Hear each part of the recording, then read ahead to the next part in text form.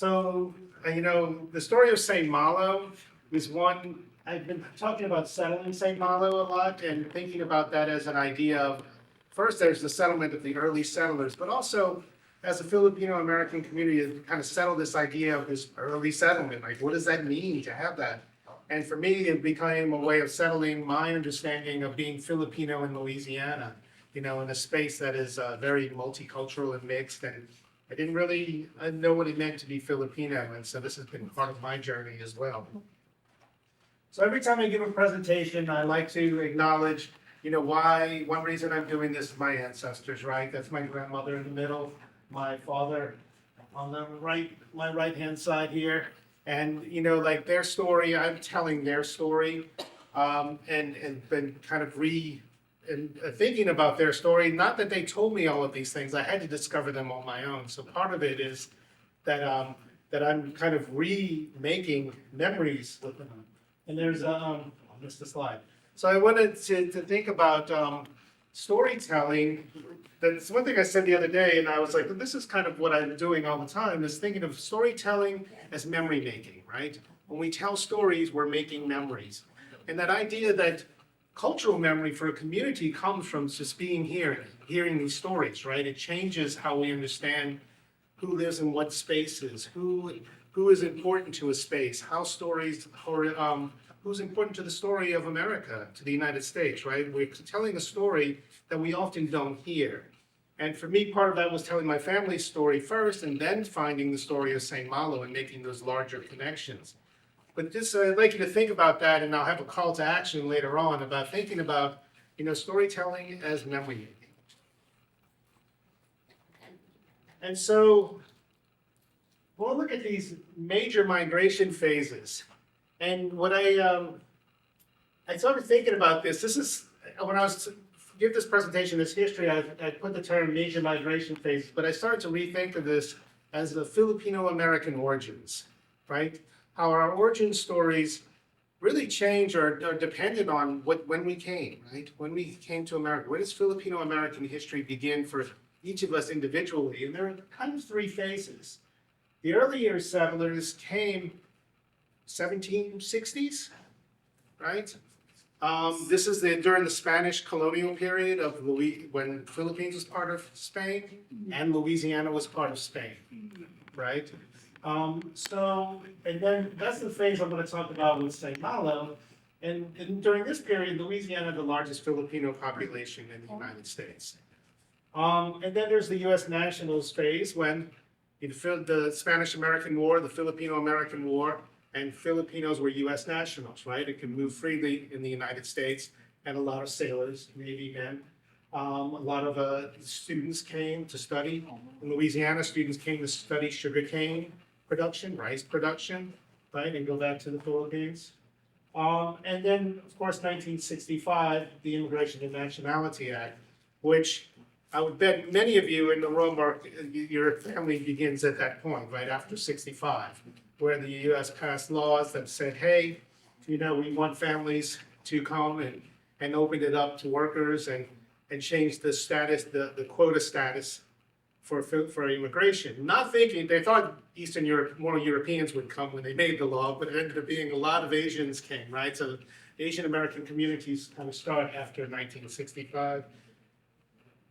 So three RD phases, but I'm going to talk mainly about this first phase. And it starts with the Spanish Empire, and there's Bonnie's family right there. The Roldan family, Bayou St. John, and that's circa 1906, right? So this is when Louisiana was in the Philippines, were basically part of the same country, right? They were part of New Spain. They were part of, then this is why there's an old map of Texas that calls Texas not New Spain, but New Philippines, right? So this connection between Mexico, Texas, Louisiana, and Spain, and the Philippines is kind of one space, right? And Louisiana was a border space, because the British were on the other side in Florida and around the area. So the Spanish wanted to fortify that area and protect it from British being able to get the gold, right? Get the gold from Mexico, because that was the big deal with Mexico. They had all of the gold. And Filipinos were sailors. They were traveling around the world during this time. They were working on ships all over the world. So you can imagine that Louisiana being a major port, New Orleans being a major port town, Filipinos are on Spanish ships, and they're on ships from many nationalities at this point. And so when they go to New Orleans, a lot of them just stayed, right? This is what sailors do. They go to ports, they go to the bar, they meet people, say, hey, I'm gonna stay in this town for a while. Maybe they'll get a ship out and leave again. Maybe not. Some of them settle down. Some of them stayed for a few months maybe, got back on the next ship and went on and lived in different spaces. So because New Orleans was a major port area and Louisiana was also Spanish speaking, Catholic, very connected, the warm weather, living off the land in the swamp, these things all related to the seamen who wanted to settle. So they became fishermen in the marsh. And Louisiana was not populated, right? Louisiana was sending brochures off to Europe, please come and settle. And people would come and they go to Louisiana and yeah, where's the next train out of here? It's too wet, it's too swampy, there's mosquitoes everywhere. Oh, wow. And Filipinos were like, yeah, okay, this is great.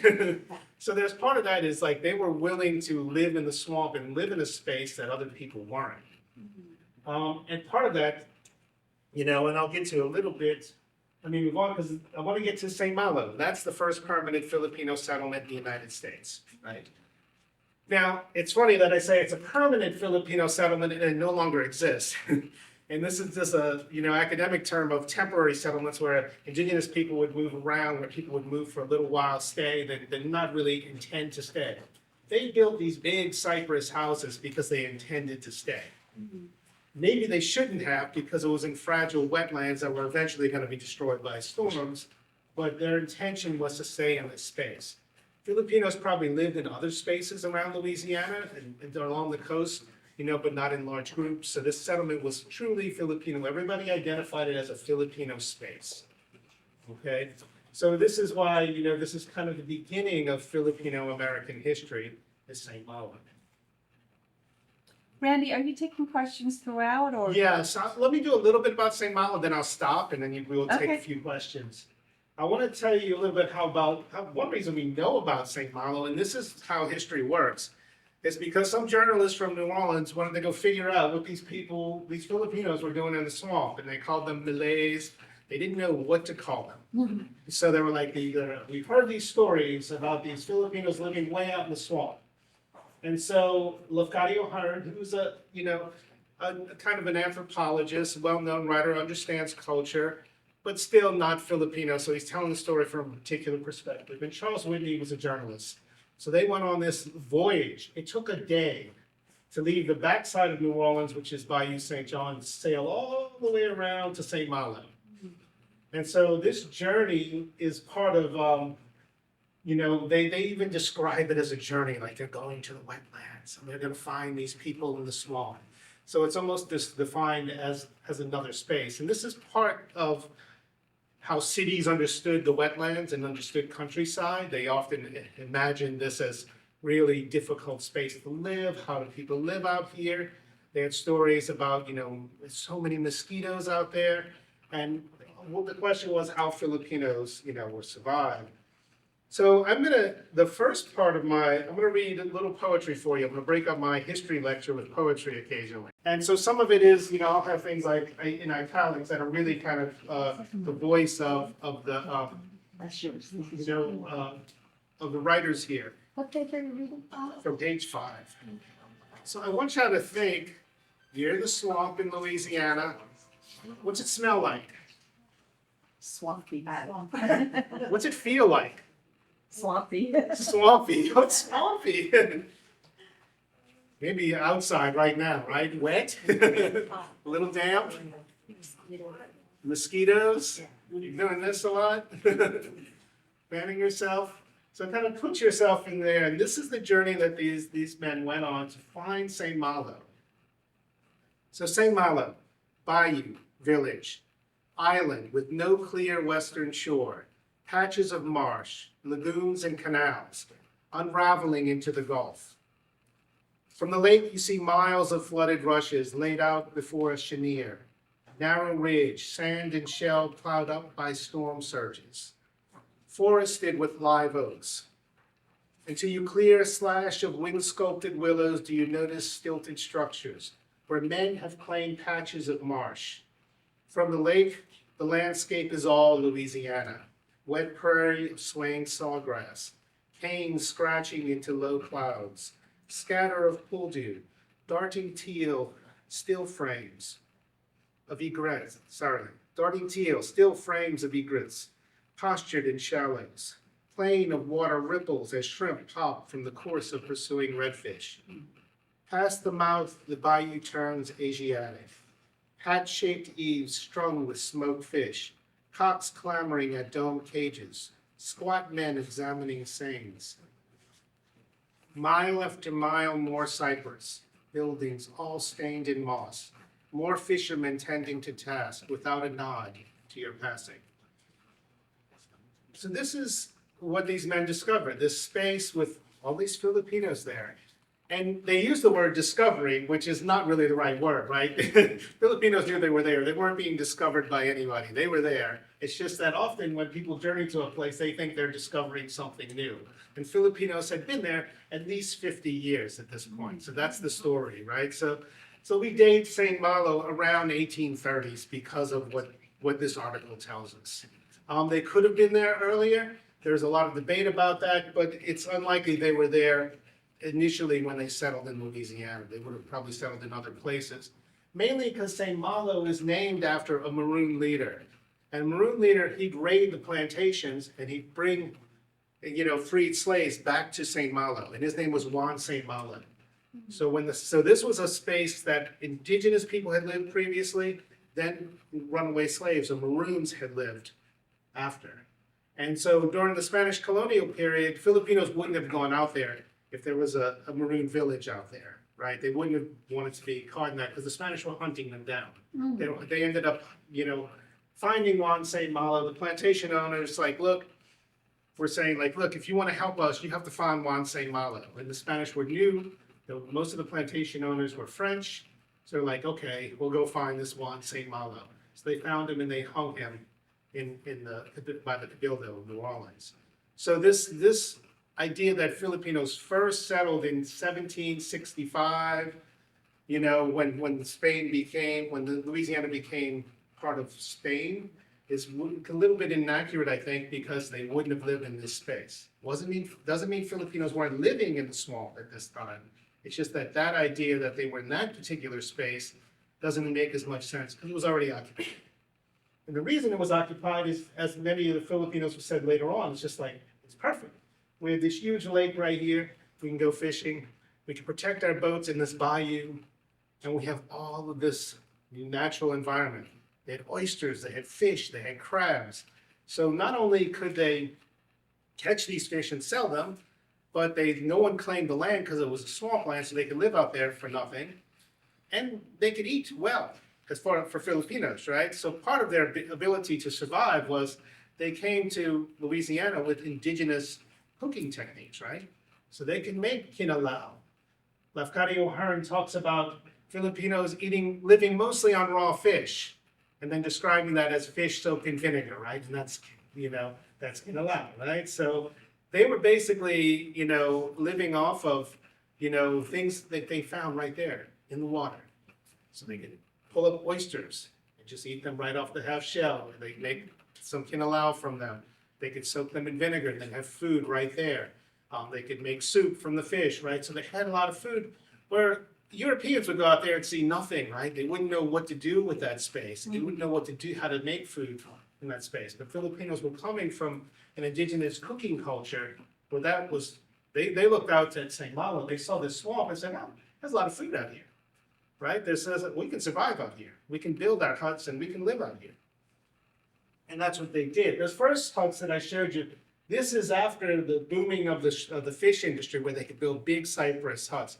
Before they were really small, right? They were just kind of, nipa hut things where they're made out of straw on the top. They're very basic. They were just places for them to live out there. But then they were making a lot of money. This is all cypress, much bigger. And so, these huge houses were then lining to buy you once they had enough money from the fish trade.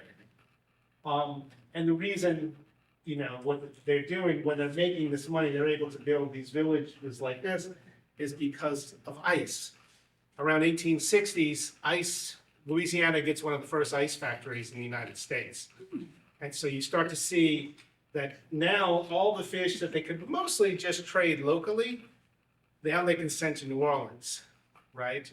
Before they couldn't send the fish to New Orleans because they would just rot in the trains. The journey was long, was a day's journey. They would sometimes store the fish in live wells and tow them, but because the journey was so long, the salination rates would change from saltier water to fresh water, that the fish would all die by the time they got to New Orleans. But then ice, suddenly Filipinos are basically living on top of a gold mine in fish terms, right? All the seafood that New Orleans wants is right underneath them. And so they're able to then build these huge houses. So that's kind of, the timeline. Around the 1830s, we think St. Malo was established. By the 1860s, they got this fishing, they helped establish the lake-borne fishing industry, which is feeding New Orleans. And then 1883, Times Democrat Expedition goes and says, hey, we discovered these guys down in the swamp, right? But without that 1883 story, we might not even know most of that other story. So this is how, who gets documented in history and who doesn't, right? Whose story gets told and whose doesn't. They were just living in spaces that were, they weren't able to document themselves. If they did, it was washed away anyway in a storm, if there was any diaries or anything that they kept. So they lived in a space that was precarious, where people migrated to and from a lot, and that you really didn't have anything, you couldn't have kept paper or anything like that. It's a damp space. So any questions about St. Malo, since that's the... Well, I was just thinking, how did the Filipinos, I'm just thinking of a very basic question, come from the Philippines in this big ships that travel? Yeah, so they were sailors, right? So they were already working the Gulf of Mexico. So they were working to travel. There were Filipinos that were coming from England, and the ships would settle in, would go to New Orleans, and they'd leave the ship. So they were traveling. Filipinos were working all the seas around the world at this point.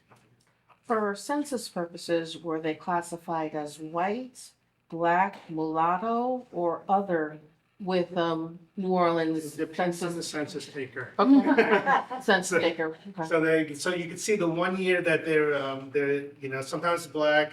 Usually, the 1 year when Indian became one of the categories, they were labeled as East Indian. And so it was so it was. It really depended on, and so sometimes you'd see a Filipino who's black married to a black woman, but the children are white. I'm like, okay, so it's like the logic of race is that, right? Yeah. And so, yes. Well, I had researched my ancestry and so studying the census and what the census takers were allowed to label a person. And so initially, the census was started, you're either white, black or colored, or Indian. So when my ancestors came through in New Orleans, they were white. And then it wasn't until I think 1920, 1930 that the Filipino race was allowed. So my family went from white to Filipino and then eventually back to white. Really based on the census in America and what the neighbor must have told them and what he knew and so on and so forth. Yeah. So it's It really really depended on who the person was that came to the door, who was there to answer the door. If my grandmother was English, so she went to the door, everybody in the family was suddenly white, right? If my grandfather went to the door, maybe everybody was Filipino. So really, it depends. Back in 1974, when I first got my driver's license here in South Carolina, when I got my license, it said race B. You're And then, it took a while when they had, finally, I got an old Others? other. And you went from D to O. So, I got a speeding ticket like 5 years ago, classified me as white, so. How does the St. Malo settlement compare to the settlements in California, which I know are much later, it seems? Yeah, so yeah, that's that second wave, right? That 1890, we thinking of 1898 on the U.S. national Right. wave when Filipinos could settle here freely and labor was needed in the farming industry.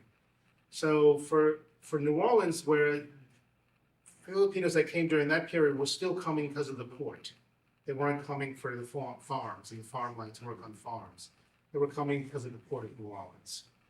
And so that's part of the story. So it makes it for a different story. You have only basically seamen coming. And you don't have as many Filipinas coming from the Philippines, right? They're Filipinas who were born in Louisiana, but not coming from the Philippines.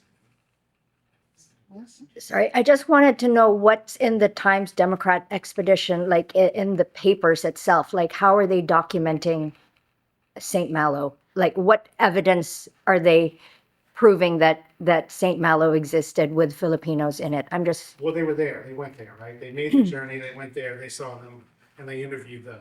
yes. Oh, so it's interviews. It's interviews. Okay. So that's how we know. Okay. The period earlier. So that's what. So when we put up the historical marker, this is the date we could put. Early in the century, in the 1800s, St. Malo was established, right? Because that's the date that's given in the by the Times Democrat. So like to put up a historical marker, we needed LSU history department to approve the text that we wrote. And so they could have been there earlier, but we have no written evidence. And this is how, sometimes communities, indigenous peoples, the history of, Black America gets written away because there are no documents for a lot of the stories. It's all histories, right? It's what's been told. So this is part of how, what we had to do. And it makes sense, so that's what we know. And that's the facts that we do know. It could have been earlier. I don't think it's as early as 1765, like I said, but it could have been much earlier than this. And people will say, well, wait, I heard from my grandmother, but they're talking about, so we're so far away from that period, people heard all kinds of stories, so we just don't know. I sort of remember reading somewhere that the Filipinos were in Louisiana earlier than that, like in the 1500s. Oh, wow. Like shipwrecked Yes, boats. well, from- I read it Yeah. somewhere. Now, I read of that. course, I'm old, so I. Yeah, so I mean, Filipinos were on ships, so ships were going to Louisiana. So they could have definitely been in Louisiana at the time, where they are a large enough community to establish something that's, hey, this is like Chinatown, this is, Filipino area, where they just, one guy cooking for another ship, so yeah, it's, Filipinos were all over the world, because they were working on the ships. The Spanish galleon trade was going all over, and Filipinos were still known as, excellent seamen, right? And so this is kind of part of the history of why Filipinos are now all over the world too. I think it started with the sea though. So yeah, it's possible, right? It's just that we are limited by the sources that we have. Do you have any information on where these folks came from in the Philippines, or was it? A lot of them came from the Visayas area in the southern islands. And some of them were literally kidnapped by, Spanish sailors, by Spanish ships where they were like working on the beach or something in their village and they would come, hey, we need more men for the ship. Oh, wow. So some of them, left voluntarily. We do know that, the men were talk about sending, back for Filipinos and cousins and stuff to come to the village in Louisiana. So there was some kind of trade route where Filipinos had a network where they could send money back, like remittances. They had a network. Send letters back to like, hey, come to Louisiana. So there was a network of probably that went through the ships, that went through Mexico, back to the Philippines, And these networks exist in many cultures where people spread out, right? That's really interesting. Yeah. So they weren't treated as slaves. Well, that's some were. Some were literally chained. There's a story of one person who was literally chained. Some were just, seamen and treated as poor laborers. So this idea, also you'll see some things online where it says that Filipinos jump ship and they'll actually show them literally jumping in the water off of the ship. That's unlikely. Like the ship was going ashore. Why they had to jump in the water? You don't jump in the Mississippi River for no reason. The ship's going to dock. You're just going to, you're going to sneak away and not come back to the ship, right? So this idea of, and this is storytelling, right? I always wonder where that story begins. Does it begin with somebody like Lafcadio O'Haran trying to say, oh yes, these people are fugitives, they're running from something? Or does it begin with a Filipino fisherman sitting around, yeah, that day we had to jump off the ship and go swim and telling a story, telling a fisherman's tale. But somehow this is what's come down in history now that when they say jump ship, that Filipinos were swimming for their lives. I think really they were taking an opportunity because they saw an opportunity in Louisiana and decided to settle. It was as simple as that, right? They went to port, they went around, they had Filipino bars, they had other Filipinos, they had food, and they say, hey, if you want a job, you can go down fishing, then down the coast. And they're like, okay. And they did that. So it's probably very simple. And the stories that we hear of them escaping, well, some of them were probably true, but many of them were probably just looking for an opportunity. And some of them could have heard from others, like, hey, Filipinos, like they go on a ship and they say, hey, I heard about this place, St. Malo. You want to see what's going on over there? And it's, yeah, let's go check it out, and like just then find out. Some of them came, went, liked it. Others just said, no, not for me. I'm back on the next ship. I have a question about like the way that they lived and what they ate, right? So they're fishermen, they're familiar with how to make kilawin or like bagoong or whatever, right? But and so Filipinos eat a lot of rice. Is there like evidence that they've cultivated rice somewhere because it is sort of like it has a lot of water, Yeah, where they live was not a lot of. It would have been more like there wouldn't have been as much rice. Yeah. Right. So there's a whole there's a student who just came. I was talking to this week who's studying Asian American and rice farming in Louisiana, but there was not as much rice. They would have eaten a lot. And they actually they go to this island. There's one story about an island where these Filipino men from Mindanao were living, and they had a bread oven. And at St. Malo, they also had a bread oven. So they were cooking so they were doing borrowing from the French, I guess, and they had their bread as well. So I think maybe it might have been easier to get wheat than rice at the times.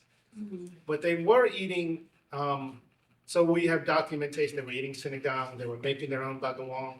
They were, bagoong is fermented. Yeah. And it's fermented, they would actually use the trout eggs, is the story. They would use the eggs from the trout and the fish, which is a seasonal delicacy. And they really didn't ferment it back then, it was more pickled. They would just put it in vinegar and let it, then save it for weeks, months, whatever, and until it came nice and smelly, and then eat it.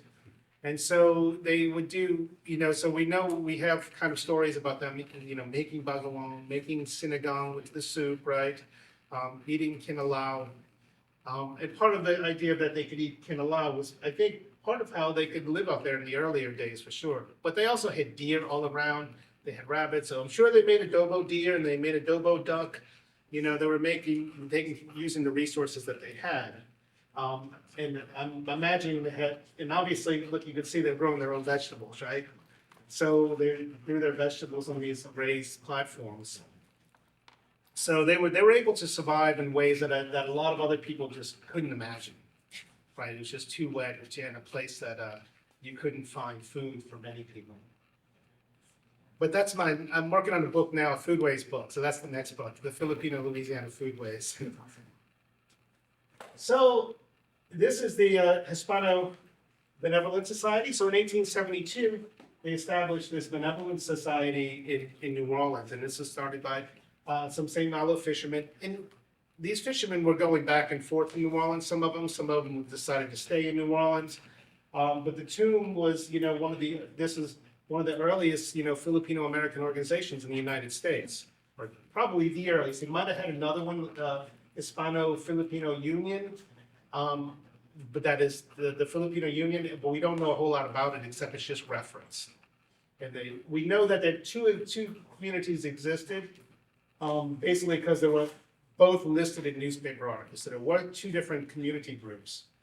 But this is the first chartered one, and that's in 1872. They have a tomb. My great-grandfather's buried in that tomb. It's a little, it needs to be fixed up. We need to raise money to fix it up. But, so they were part of the community in New Orleans, and this was one way they showed that.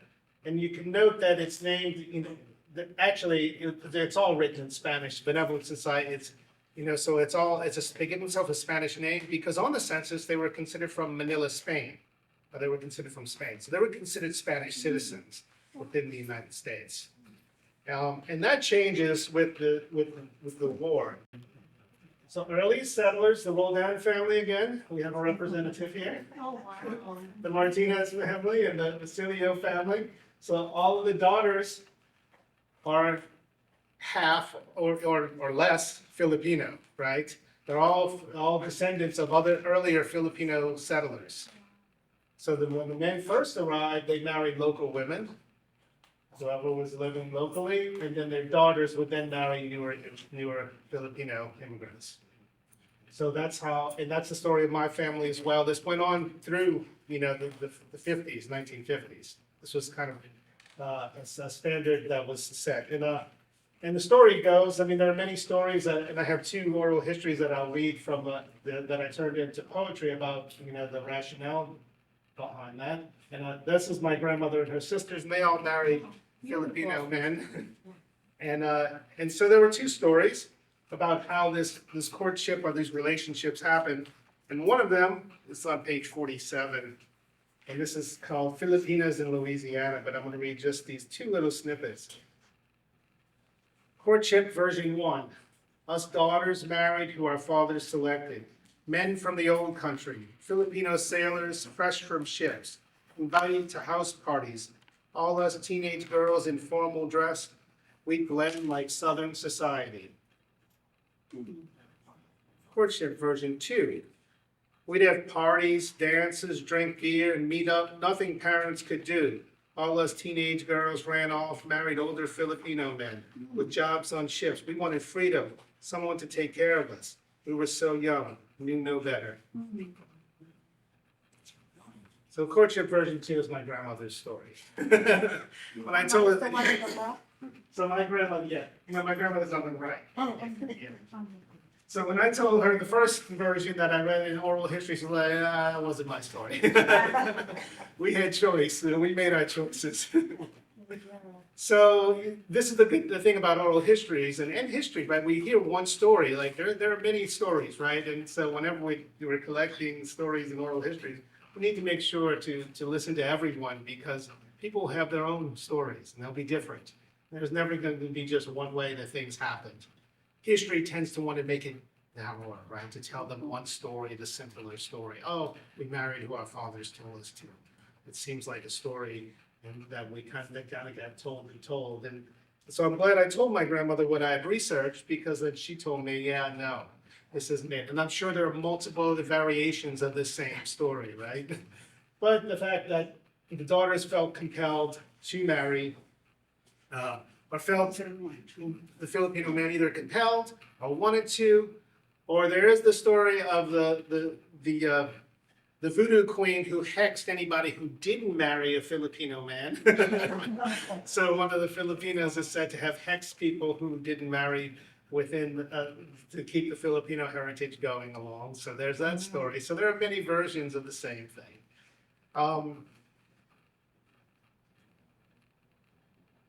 So what we have is, we have the men settling and not just doing labor. After a while, they're able to become entrepreneurs, right? And so these two men are pretty well known, mainly because of the shrimp drying industry. And that was the industry where, you know, they were drying shrimp on platforms, and that's all shrimp down there, the orange field, right? Oh, wow. And they're raking these dried shrimp, and they're gonna step on them later. I'll show you that photo. And they're able to sell these shrimp basically to Asian markets around the country and ship them back to China. So think about shrimp, right? They don't transport very well even today. So you know, even with ice back then, it was hard. People weren't eating a lot of fresh shrimp. They were canning and they were drying shrimp. So we think of shrimp as a delicacy. We want fresh, big shrimp. Well, they were hard to get out of Louisiana in the heat. They wouldn't have, they couldn't travel very far. So drying was one of the processes. So these all drive in these platform villages. They said these villages, like this one might be 2 football fields long, right? Spread out 2 football fields there. So it's these huge villages were part of. There were maybe 100 of these, they say, across Barataria Bay. Now these platform villages, I told you the story of St. Malo. Many people think of these platform villages as part of St. Malo, but it's a totally different space.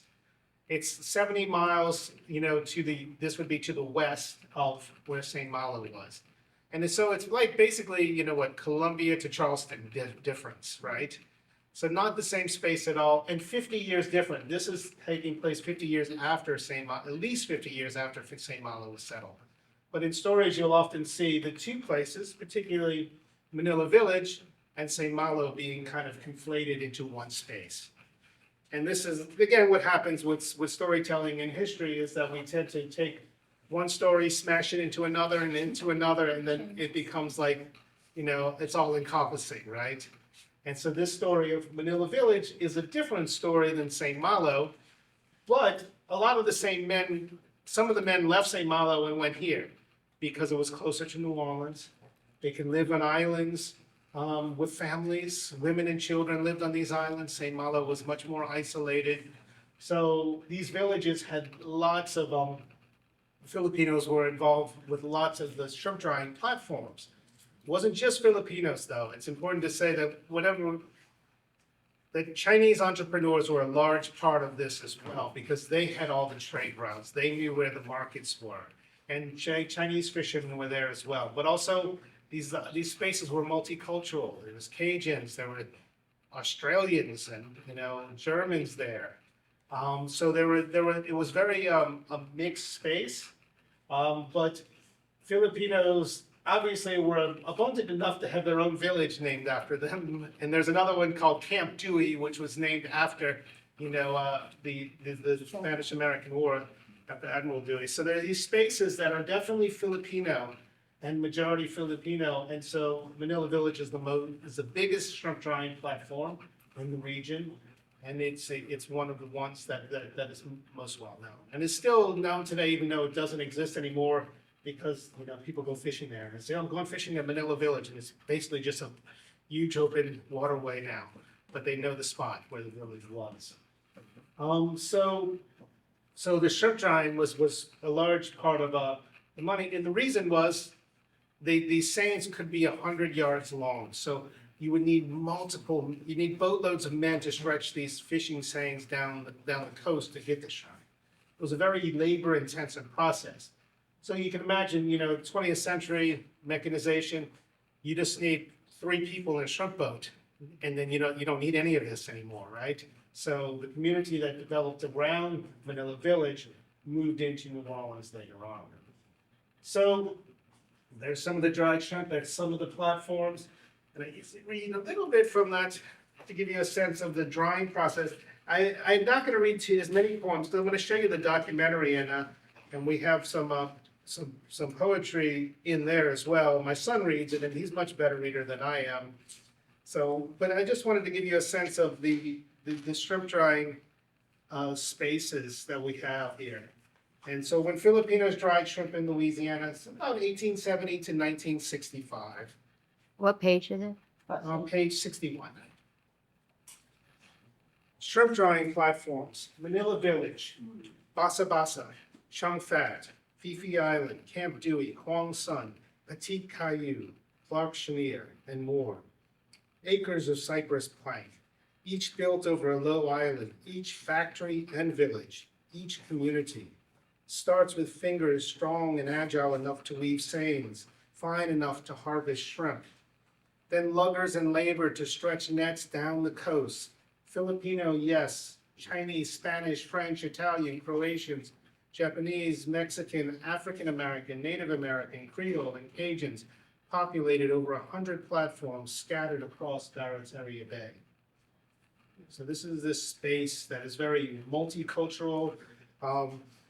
we start to see like the Philippine, nobody would say that, when they went to St. Malo, like, oh, they're just eating raw fish. They're living in this isolated space. All of these Filipino men, no women could possibly live here.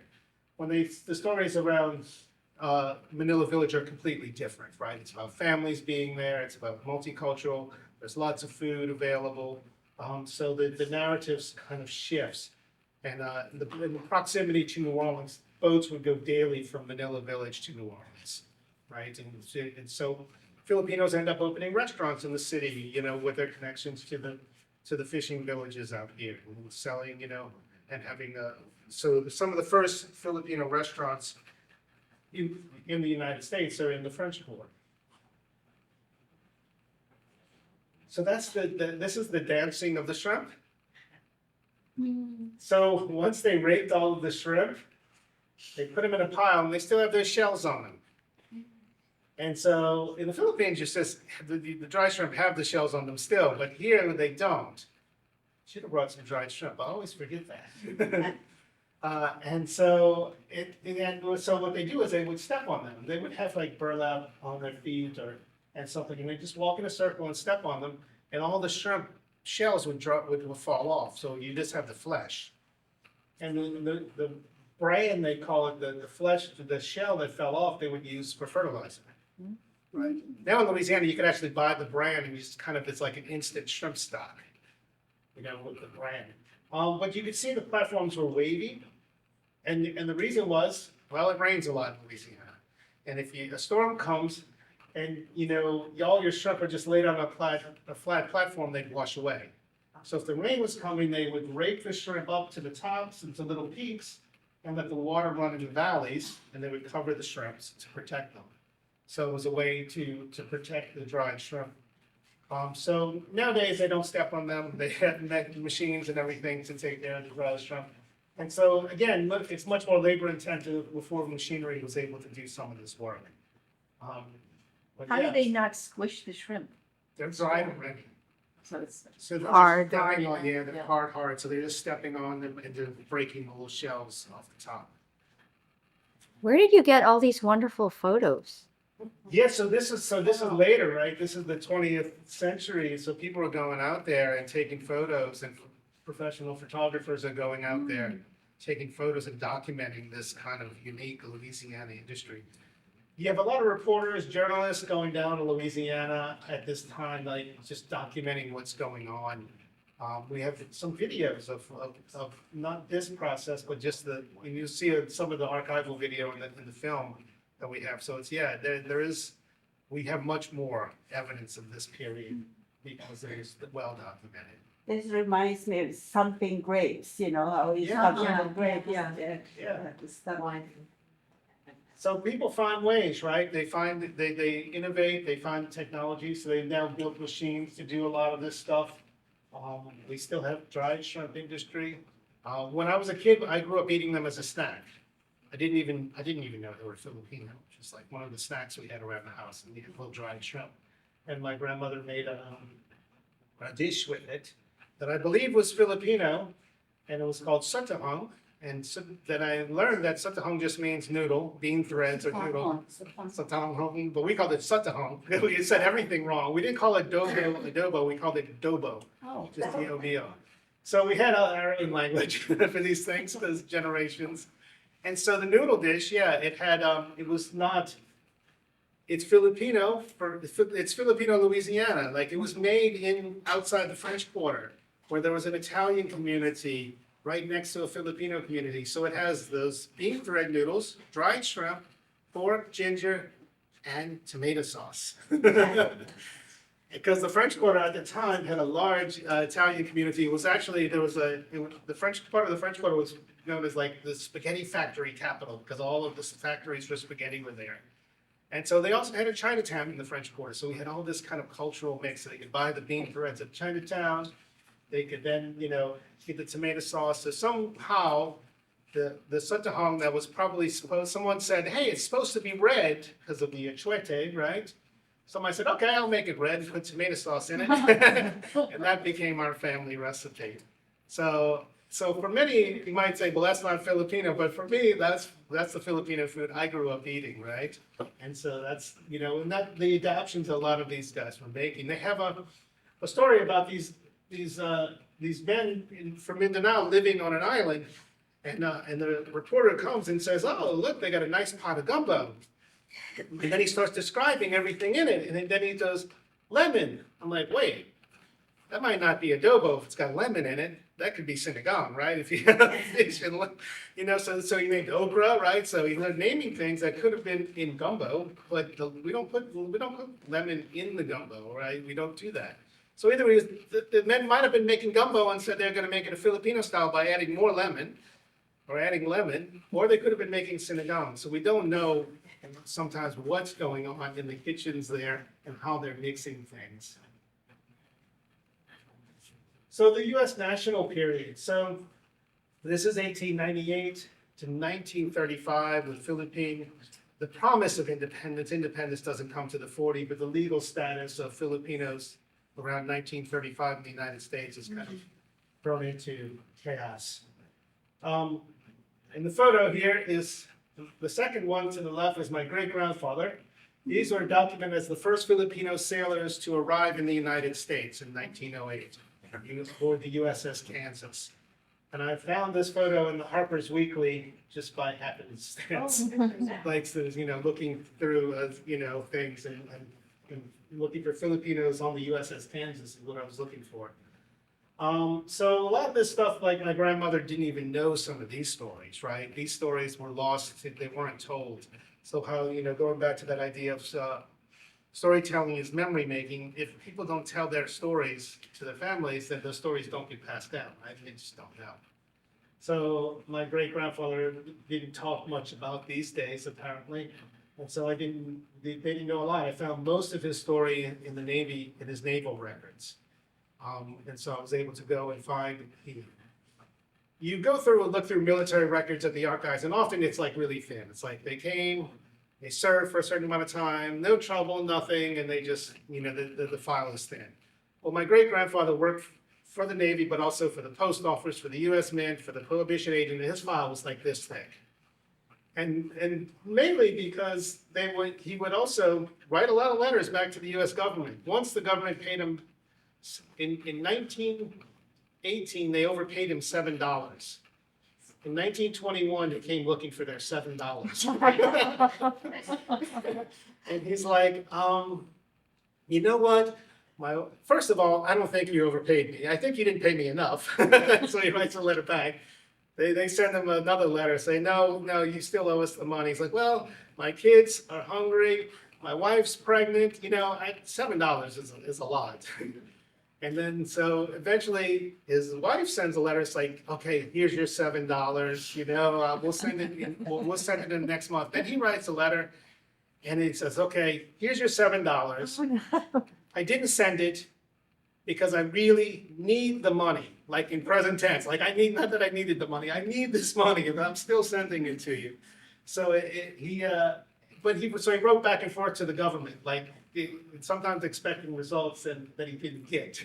But he had this file, but also we get to hear his voice, right? We get to see a person we get to see opportunity. That's in the back of the book. There's a sequence of those letters. Did he get a refund? Because they done it. He just had to pay us $7. And he was only making $1,500 a year, so then $7 was a lot. Yeah, so this period of U.S. nationals coincides with the Philippine-American War, and Philippines being a U.S. colony, right? And a lot of growing up, I didn't know anything about the Philippine-American War, and it's still something that's not often taught in our schools, right? And so this is, kind of a black mark on U.S. history, right? So it's not talked about very much. But through that period, our Filipino-American history changes, right? So now Filipinos are basically Americans, right? So in the communities, whereas Filipinos identified as Hispano-Filipino, now they just say, hey, I'm Filipino.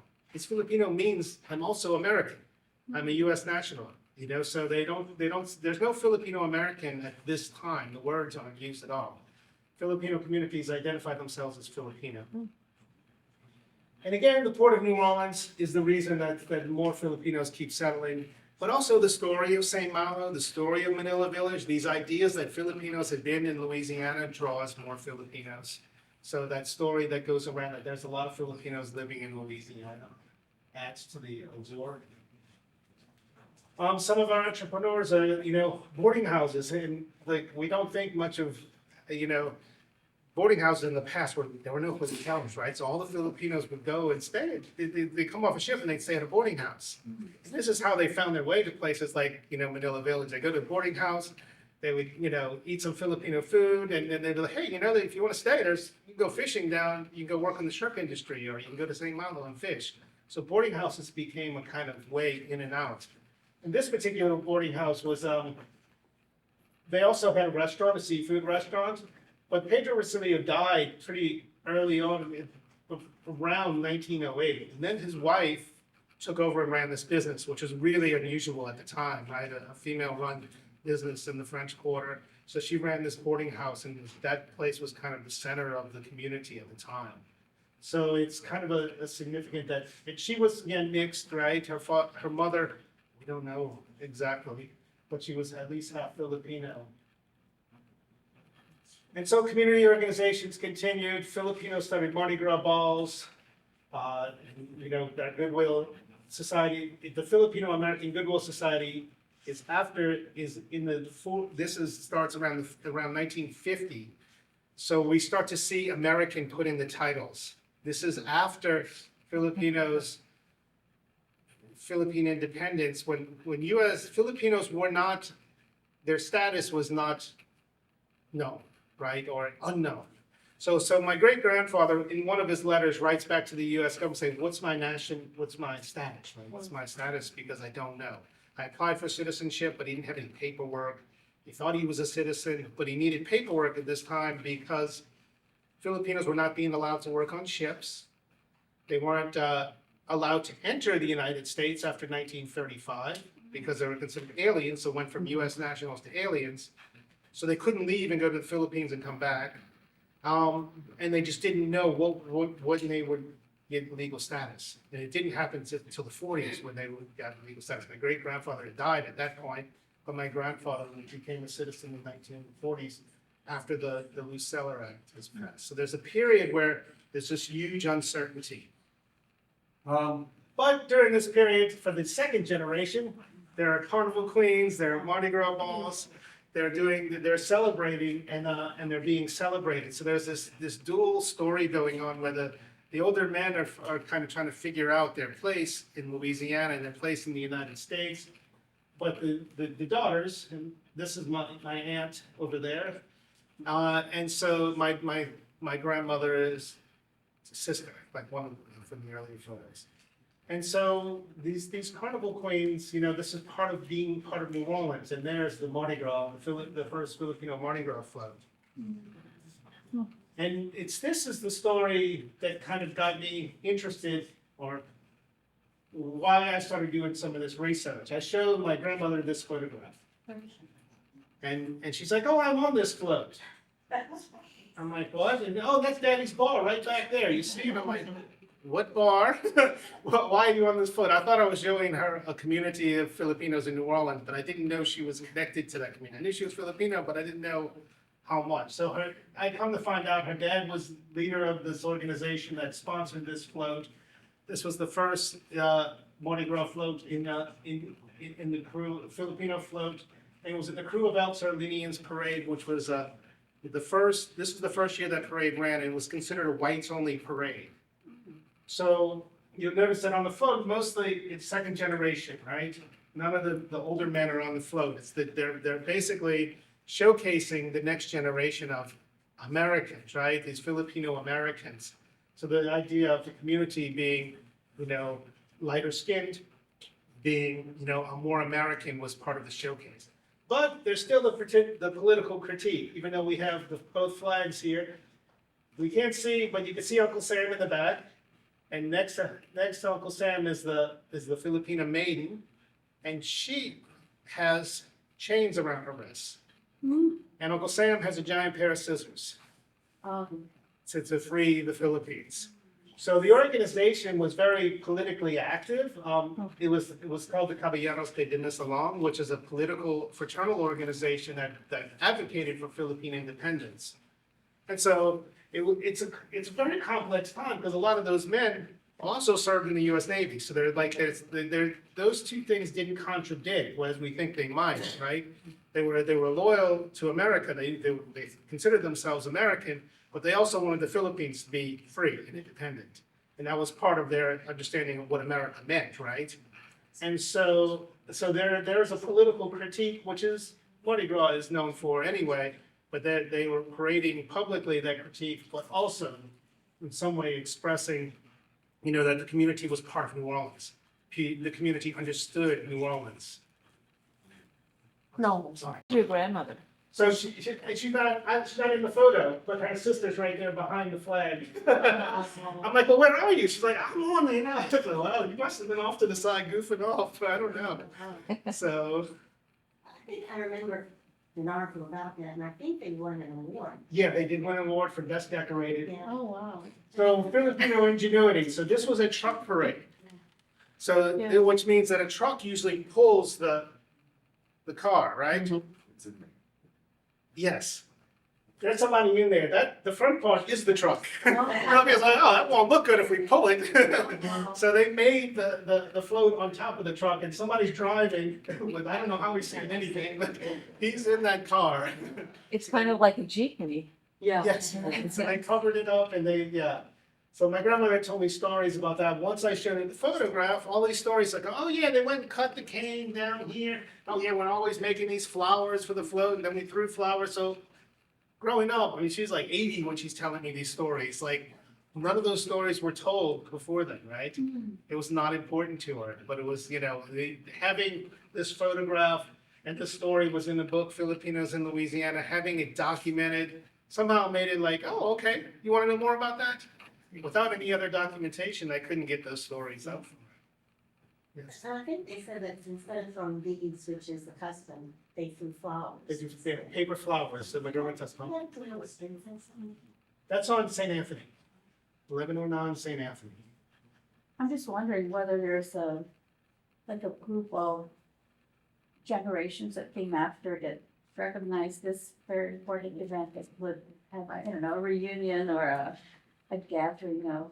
Yeah, I mean, there were groups that, most of these people would have passed away by now on this float, but, there are definitely, connections, and Facebook is a good connector for these types of stories that get Yeah. passed around on Facebook.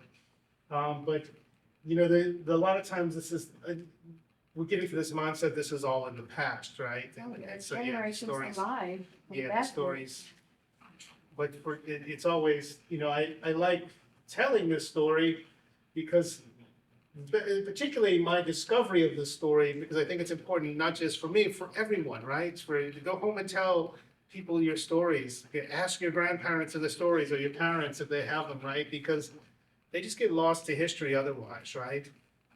And some of these things we only know because somebody documented them somewhere, whether it was a reporter going out to St. Malo. Some of the stories about this time period we found in a diary that was from a Filipina who lived in the French court in this area. And she wrote about it in her diary. It was like a 5-year diary where you write a little bit every day for 5 years. And so it's a fascinating, we wouldn't have found it, but she moved to California, so it didn't get flooded like everything else in Louisiana. Because most of our diaries don't survive through hurricanes. Katrina, really everything was gone after Hurricane Katrina. So this diary we now have, and it talks about going to these Mardi Gras balls. It talks to going to my great-grandfather's bar, the Colony Bar. It talks about going to his wake. It talks about all of these things that, that happened in the community, and not detailed, but life-wise. And I'll read a bit of that because it's in the documentary. We have someone reading it, but I'll give you just what it's like. So it's her diary is very, very much, this is what we did on this particular day. And it's page 50. When we drank at the Filipino Colony Bar. Spent the day in town, went to a parade, then a dance, had a good time. Hugo's ship came in, we went to the Colony Bar.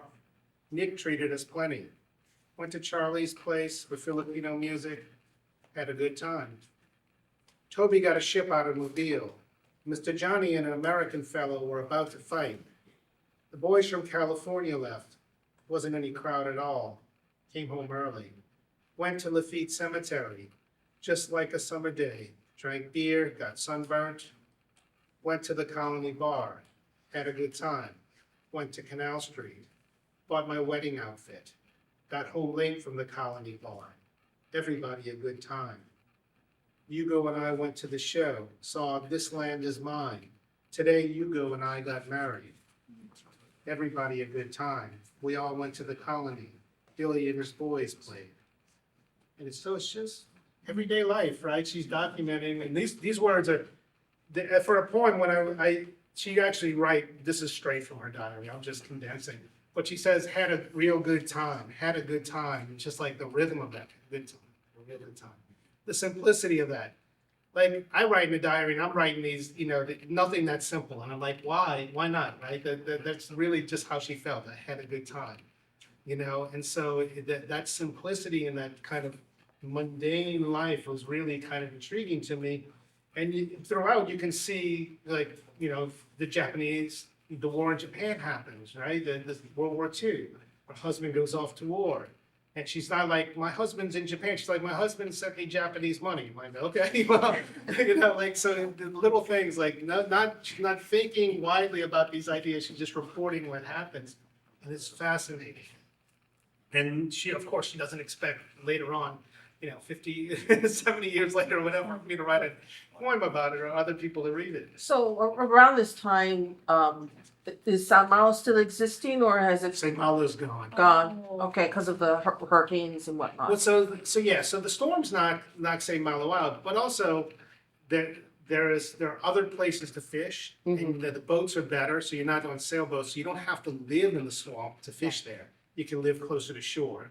So there's no purpose like there was in the early days. But this brings me to my second question. So is the influence of the second wave of Filipinos then being felt in Louisiana culture at the time? Because you talked about there being more politically active and like writers like Carlos Bulosan, I imagine, also influencing and Yes, well, potentially they wouldn't have empowering. known about Bullason right at this period. They were just living at the same time. Well, didn't he publish Freedom from Want? Yeah, That but essay, but again, they wouldn't have gotten it. probably not so much. Okay. You're thinking about how far California and Louisiana did have a connection. People were traveling back and forth, but Yeah. the connections probably weren't that strong where they were reading everything that was coming. There was, Louisiana has kind of its own space at the time. Yeah. Okay. And so, and what happens in 1935 is, in this way, this is the highlight of the community and almost the end of it. Because no more Filipinos are coming. So there's no more men to marry the daughters anymore, right? So what happens is, until 1965, you have a 30-year period where the community is not growing. It's just getting older. And there's some, war brides, things like that, and people like that coming, but not as many. It's not invigorating the community as much, right? So this is what's happening. So there are Filipinos coming, but the numbers aren't there. So we got a 30-year period of not much of community growth. And so 1965 happens, and you start to see more Filipinos come to, but it's basically the heyday of Filipinos in Louisiana. So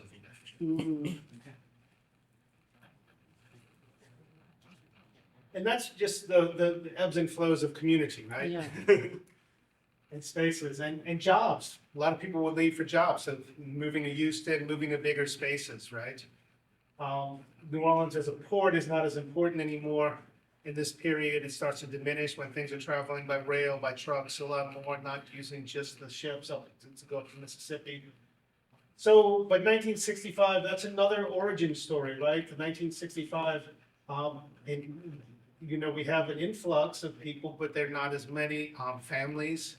So it's a different community mix. They're not as centralized in New Orleans because transportation's better, so around the area is more. Katrina was a big boom for the Filipino community for us because they needed teachers and nurses. After Hurricane Katrina came, large influx of teachers and nurses came. The community kind of got reinvigorated. So, the group that came after 1965 is the one who put up the marker, basically, right? That's the group that said, hey, we're going to put up a historical marker.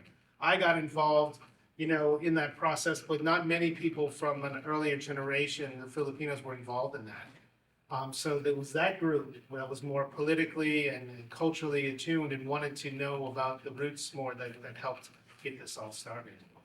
So when we put up a historical marker in 2019, it was most of the, not as many of the families with longer traditions like mine that were involved.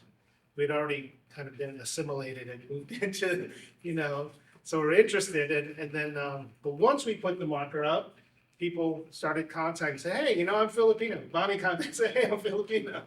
So we get people coming and saying I'm Filipino. And I think some had probably never really identified as Filipino before until we started telling the story and put up a historical marker about St. Malo. That said, hey, Filipinos are important, right? Filipinos are part of Louisiana history. Filipinos are part of American history.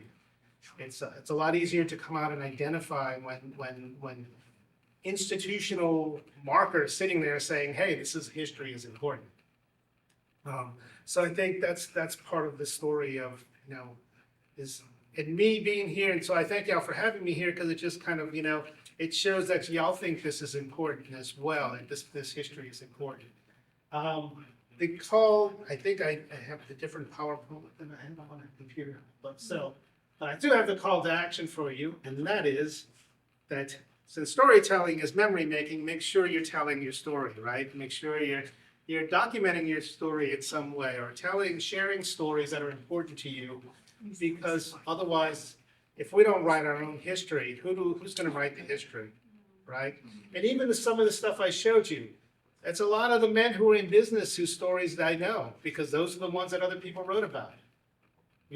Somebody said, well, what about the women? I said, I don't know, because those stories aren't written, right? I tried to point out, Pedro Rosilio's wife. I'm not even sure I remember her name. So the story is not written as much and not as documented, is not as regularly known. And then that's one of the problems is that certain stories get told and certain ones don't. It doesn't mean they're less important. It just means that, who gets to tell the story? In some ways, I'm telling my family story because I'm a professor and people are listening to me. I mean, that gives me a little bit of privilege that some people don't have, right? And so I'm a little embarrassed by that sometimes, but if I don't, then no one will, right? Or who will? So I think for all of us, the stories that we tell, the stories that we share, it doesn't have to be write a book, but do what you can to share the stories that are important to you because they'll just go away. That's true. And history tends to want to narrow everything and make it smaller and easier to understand, and people get written out of history. That's how the story of St. Malo gets written out of history.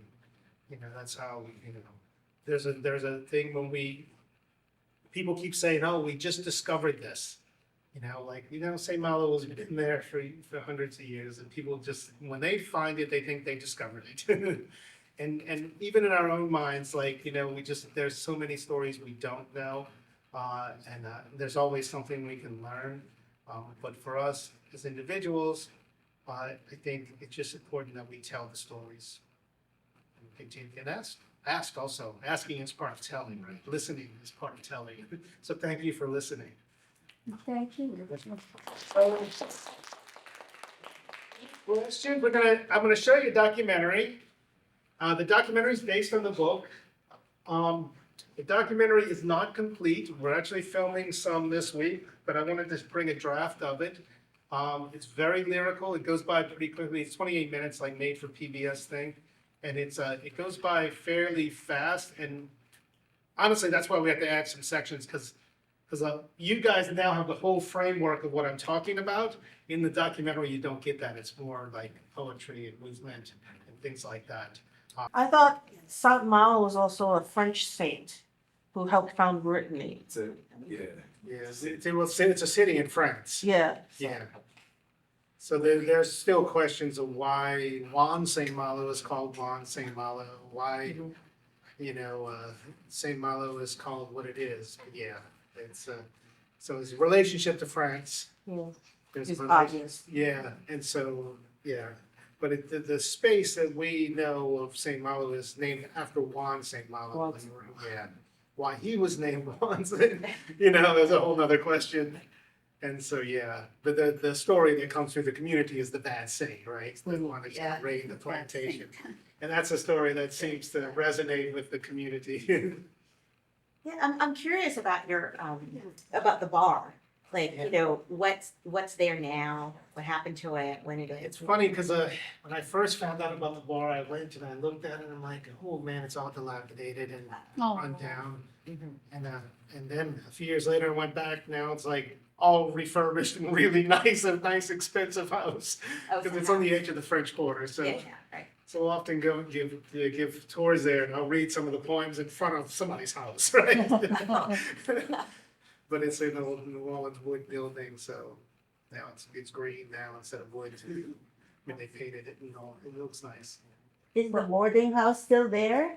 So yeah, so that's the thing about in the French Quarter, there's not a boarding house, but probably some movie star lives in there because what you see on the facade of the buildings in the French Quarter, there's a courtyard inside. In the old days, those courtyards would be like apartments and things like that. Well, now somebody owns like the whole building and they have a courtyard. And what you see on the facade looks like, oh, it's kind of run down or something. When you go inside, it's like a mansion, right?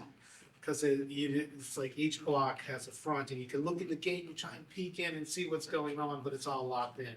So I stand in front of the gate and say, when I give talks, but there's not much that we can see of what we can imagine, like, those scenes from Streetcar Named Desire when they're in the courtyard, right? They're in one of those kind of things. That's where the boarding house was. And they had the little restaurant below. And they were cooking, Filipino food of some sort. The early Filipino restaurants were cooking Spanish related food because it was served just on their seating. So a lot of meat and things like that. So. I think what I like best about the documentary was that it allowed you to kind of glimpse into the life that they had, and how your grandmother was integrating, not even like the culture that was being created just by virtue of the fact there were Filipinos there. So as the cultures were kind of melding together, and then how that affected the broader culture. Yeah. That's my niece, and that's the young woman dancing. Oh, wow. And so she's Filipino. She's a little light skinned, but it was pretty common for the men to be older. So when we did this, we're like, it's all community. So we wanted to make sure we had an older man. Like my grandfather was maybe 15 years older than my grandmother, right? Because the men were established. They traveled from the Philippines, were working on ships.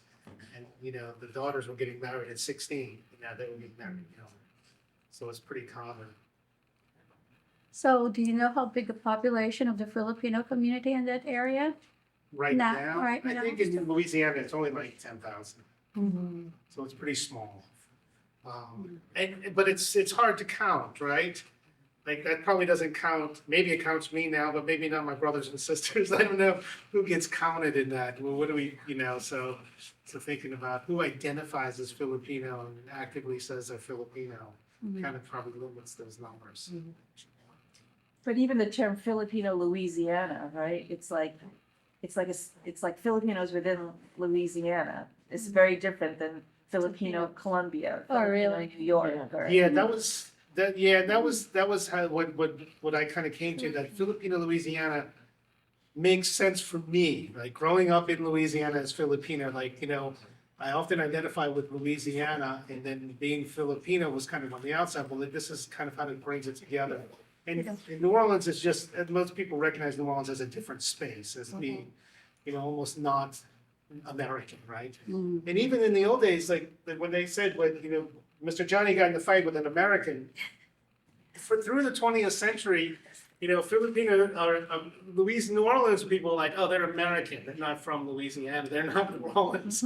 Like Americans were seen as others or outsiders because of the French and Spanish, cultural mix. World War II kind of changed that, and that changed that whole idea. That's when we start seeing Filipino American with community organizations. It's World War II. And really, it's 1968 when we have ethnic study, where we have Asian American and then Filipino American as fully a concept.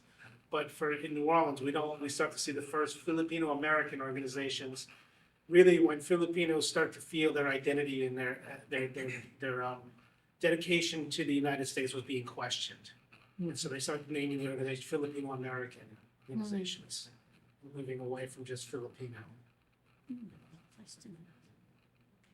I just want to comment that I love the music, the guitar, the switch from the Spanish style to like the blues. I think that really worked. Thank you. Yeah, we got professional musicians and, most of the musicians are local Lafayette where I live, and so I know people are gonna say, well, if you're in California, they probably say, why aren't there more Filipinos? But there's not that many Filipinos doing music where I am, right? There's nobody. So we asked these guys to basically sit down and listen to Filipino music and then listen but make it Louisiana. Like, so what does that sound like to you? And they put they're professionals and they did their job for very little money. I'm curious what your thoughts are on, today, how the thought of what being an American is compared to what you were seeing, like the transition after World War II to how people are saying, trying to re-describe what America is. Yeah, so I mean we're still living in that period, right? Where I just wrote an article about that period where Filipinos are changing their minds, and so my great grandfather writes letters back to the government, says, I always thought myself American. I served in the Navy. I worked for the government. I've been here for 30 years. Like I feel like I'm American, and I applied for citizenship. I just can't find the papers. Basically, I don't know. So he's doing that, and then we have the community organizations are doing talks. Saying about Filipinos being able to become citizens. Right. The final letter my great grandfather receives from the government says, Filipinos cannot be American. Is from the Attorney General's office. So it's like, wait, so after he writes this and tells his whole story, basically that's the response he gets.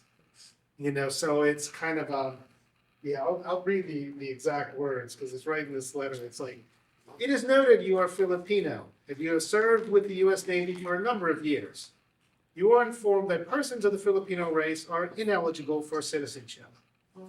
Yeah. Thank you, but no. Yeah. So that's I can imagine that was heartbreaking for him, right, to get that letter. So this whole idea of negotiating citizenship and negotiating loyalties, right, was part of it. And so branding wise, when World War II came, Filipinos were like, yes, I'm gonna go. They would have the community would have these events where it say, yes, we're going to go fight for America and fight for the Philippines. And so there was this whole big push to join the military to show their allegiance, right? To show they belonged.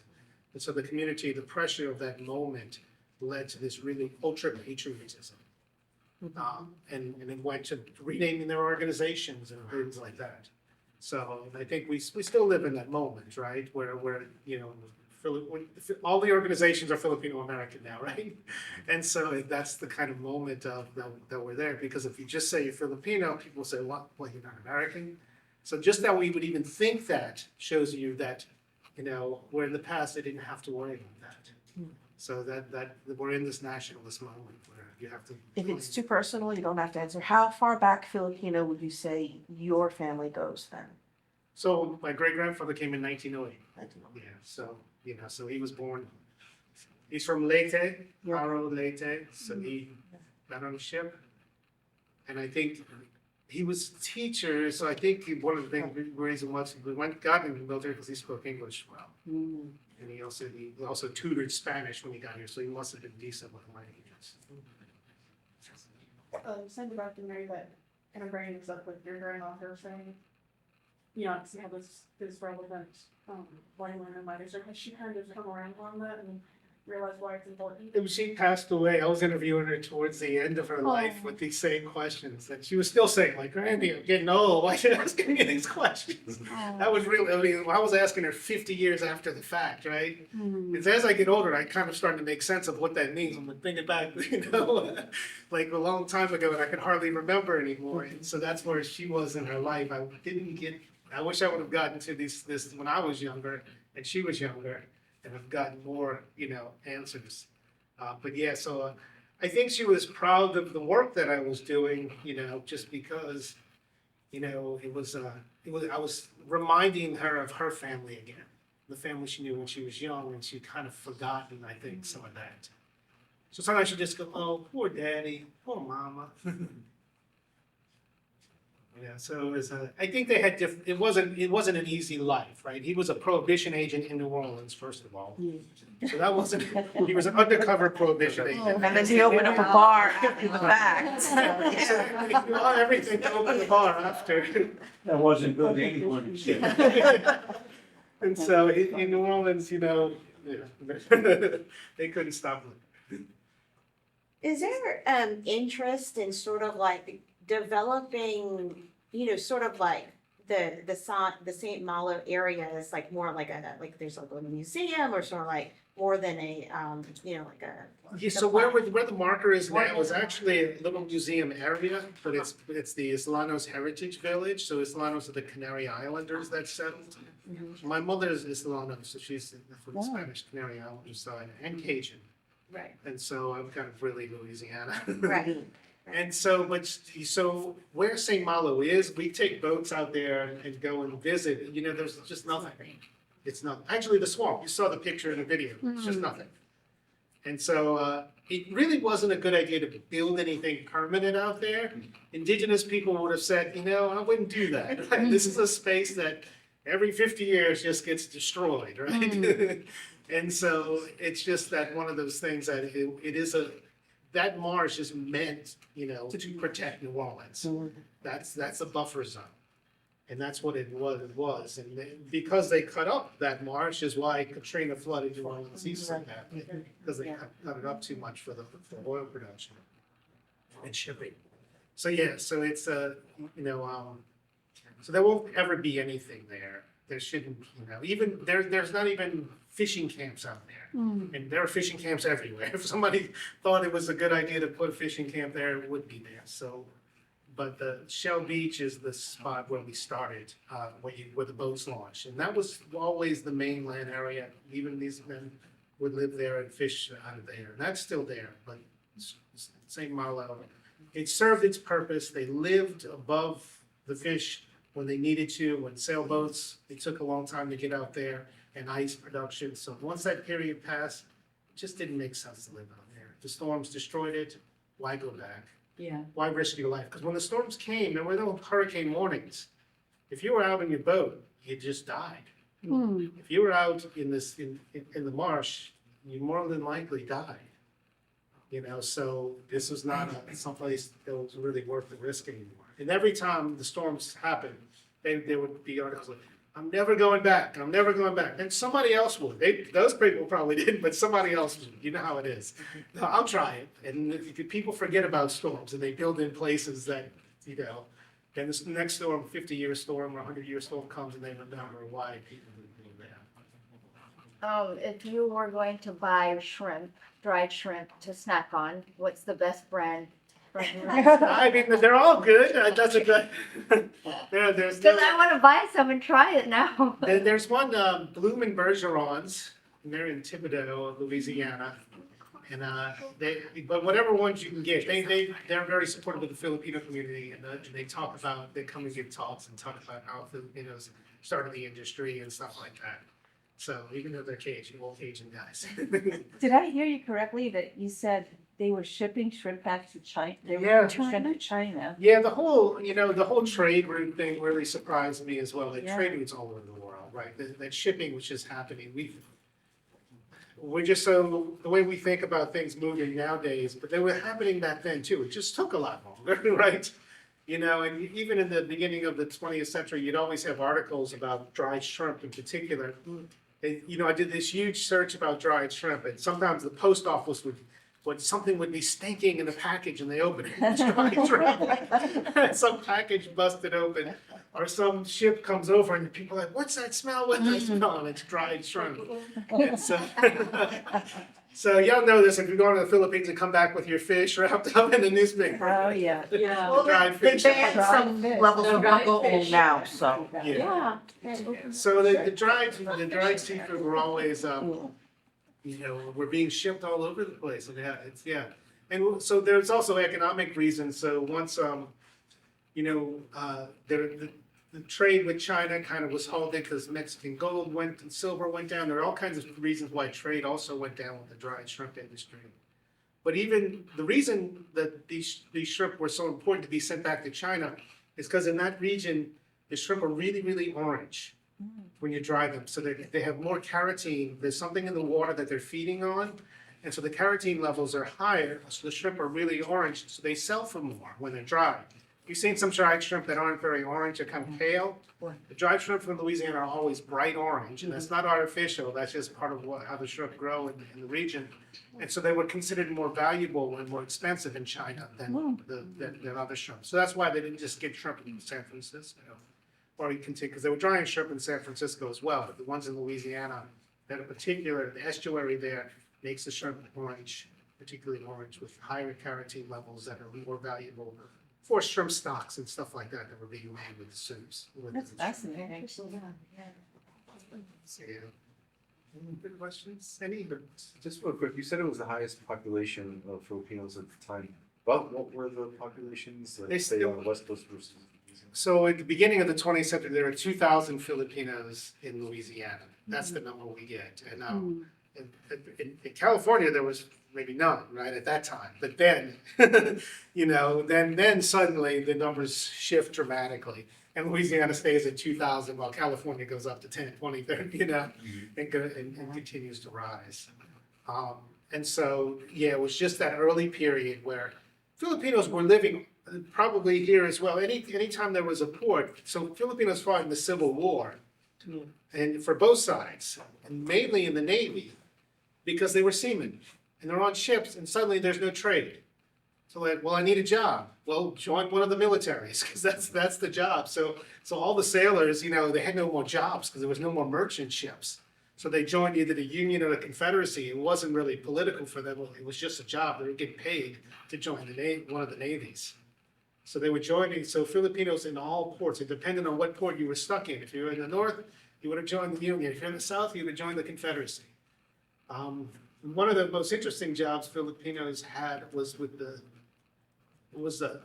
in Mobile Bay. A Filipino was with the Union, working with the Navy, and he'd swim and deactivate the mines in the bay at night.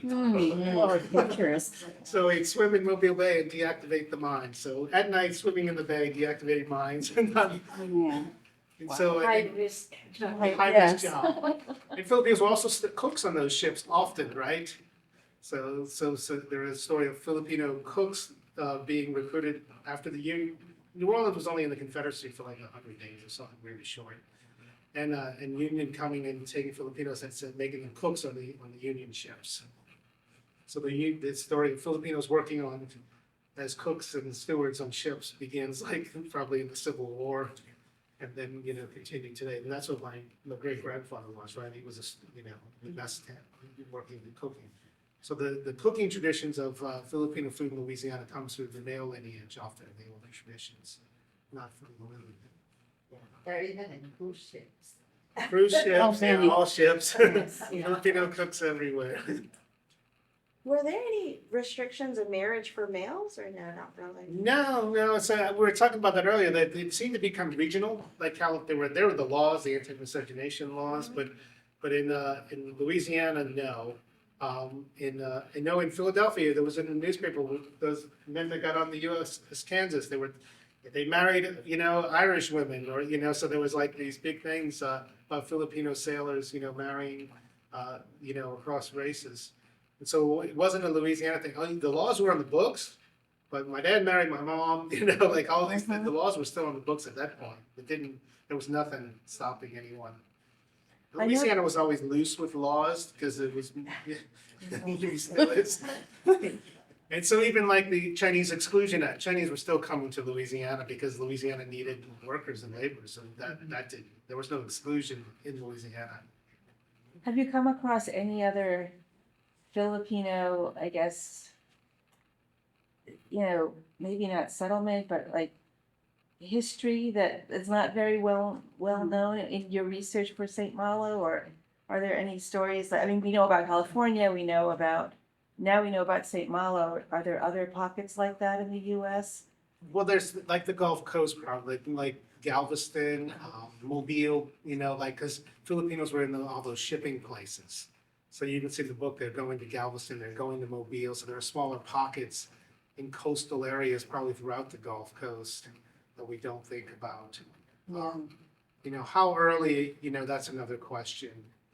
I'm not sure, well, Louisiana seemed to be the spot, but there definitely were Filipinos in other port towns. It's just not in the numbers, so you're gonna have Filipinos probably in every, port town on the Gulf Coast and Atlantic Coast, West Coast during this time, because they're just settling. They're just getting off of ships.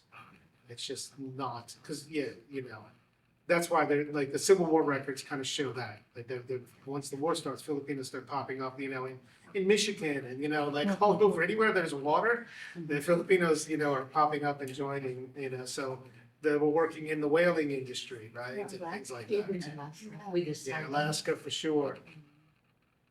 So anywhere there was water. Thank you all very much. Thank you so much. Thank you.